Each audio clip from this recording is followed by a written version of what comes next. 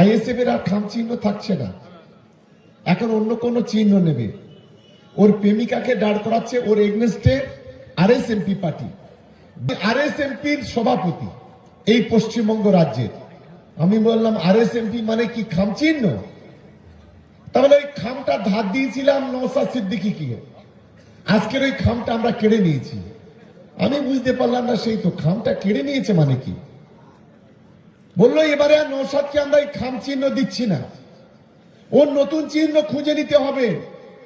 ওই খাম চিহ্নে এই নওশাদ যে মেয়েটার সঙ্গে প্রেম করেছিল, যাকে 3 বছর ধরে তার সঙ্গে সম্পর্ক রেখে তাকে প্রত্যাখ্যান করেছিল, সে হাইকোর্টে যে থানায় ধর্ষণ কেস করেছিল, আর সেই কেসে যে নওশাদ 17 জন উকিল নিয়ে জামিন নিয়েছিল, আমরা সেই নওশাদ, সেই বিলকিস বলে যে মেয়েটা, তাকে খাম চিহ্নে নওশাদের বিরুদ্ধে দাঁড় করাচ্ছি।